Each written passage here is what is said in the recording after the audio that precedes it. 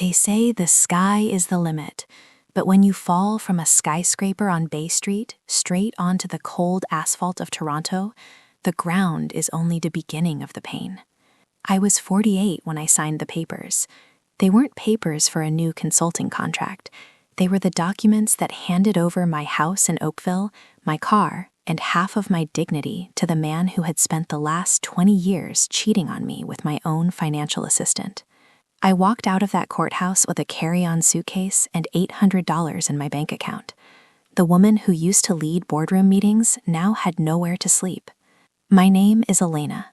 For 2 decades, I was the pillar of Evergreen Solutions. I built that company from the ground up while raising 2 children and maintaining a marriage I swore was unbreakable. We had the gala dinners, the winter trips to the Rockies, the respect of the community. I was the definition of a woman who has it all. The collapse wasn't loud, it was a whisper. An audit revealed that my husband, Mark, had been diverting funds to offshore accounts.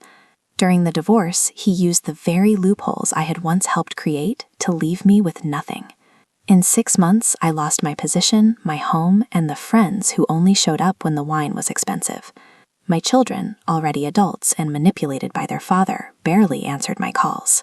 In November, the cold in Ontario cuts like a knife.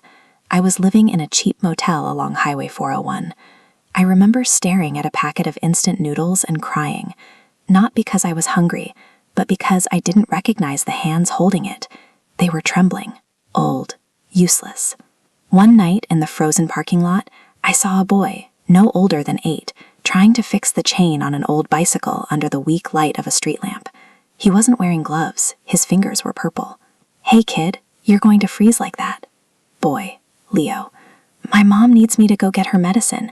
The chain won't go back on." I had nothing left, but I still had knowledge. I walked over and, with the same hands that once signed $1,000,000 checks, placed that grease-covered chain back where it belonged. Leo smiled. It was the first smile anyone had given me in months without expecting something in return. Leo's mother, Sarah, was battling a chronic illness and was about to lose their small apartment because of bureaucratic mistakes in her government assistance. I had no money, but I still had my mind. I started helping her. I organized her paperwork, called social service agencies, and used my executive voice to demand rights she didn't even know she had.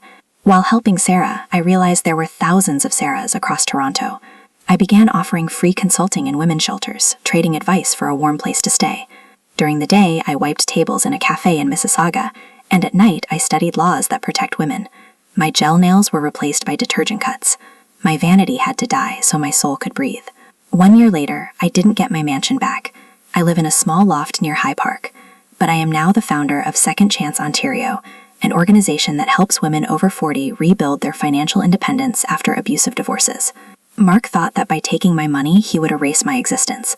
What he forgot was that he married the woman who built the empire, not the empire itself. Today, when I look in the mirror, I no longer see the executive from Oakville. I see a woman who survived the harshest winter of her life and learned that true wealth isn't in the bank, but in the strength to stand up when the whole world expects you to stay on the ground.